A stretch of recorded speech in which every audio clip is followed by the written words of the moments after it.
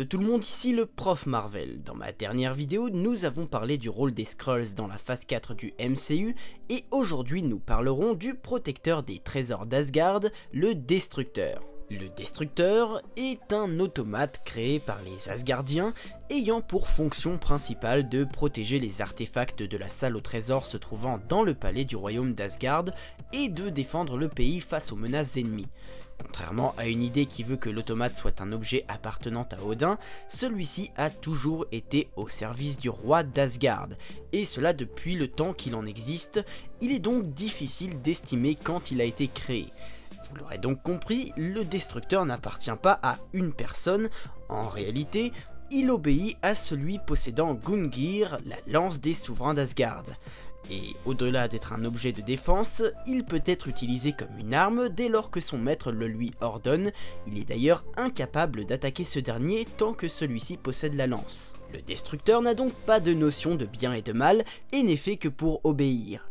Pour ce qui est de son histoire, vous la connaissez quasiment tous, le Destructeur a été utilisé dans le film Thor pour tuer quelques géants des glaces qui s'étaient infiltrés dans la salle au trésor d'Odin, ce qui eut pour effet d'interrompre la cérémonie durant laquelle Thor aurait dû être couronné roi. Plus tard, lorsque ce dernier fut banni sur Terre et que Odin tomba dans un profond sommeil, Loki s'empara du pouvoir et de Gungnir avant d'ordonner au Destructeur de retrouver Thor sur Terre afin de le tuer.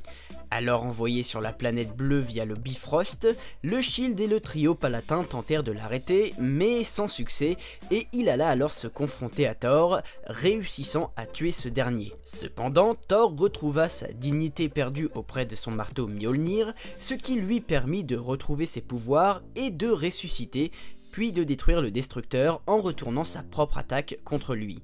L'automate fut alors récupéré par le Shield et emmené à New York, et la firme réussit à le réactiver afin de concevoir une arme réutilisant le concept de son attaque principale. Enfin, il serait bête de résumer le Destructeur à un simple robot puisqu'il est enchanté.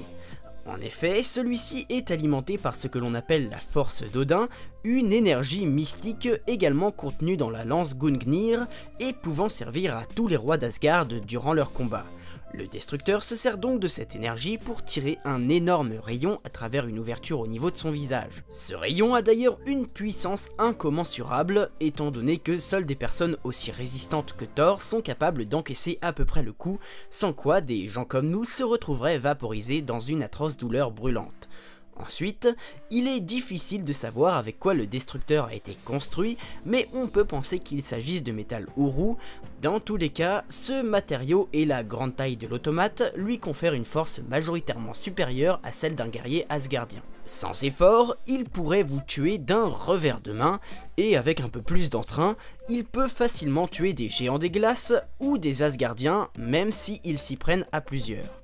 Enfin, le matériau du Destructeur lui confère une résistance hors du commun.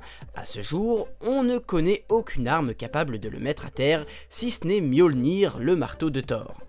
Ensuite, la construction particulière de l'automate lui permet de se réassembler de différentes manières, lui donnant la possibilité de se mouvoir dans les positions qu'il souhaite, ce qui compense largement son manque de souplesse.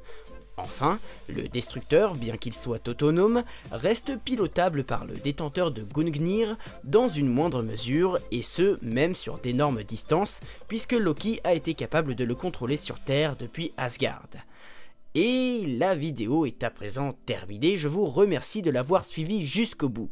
Comme d'habitude, si elle vous a plu, n'hésitez pas à lâcher le petit pouce bleu des familles qui fait plaisir et à vous abonner à la chaîne si mes autres vidéos vous plaisent. Je vous invite également à soutenir mon travail au travers d'un petit don sur ma page Utip et à me rejoindre sur Snapchat pour être au courant de mes actualités. Et quant à moi, je vous dis à la prochaine pour une nouvelle vidéo. Ciao!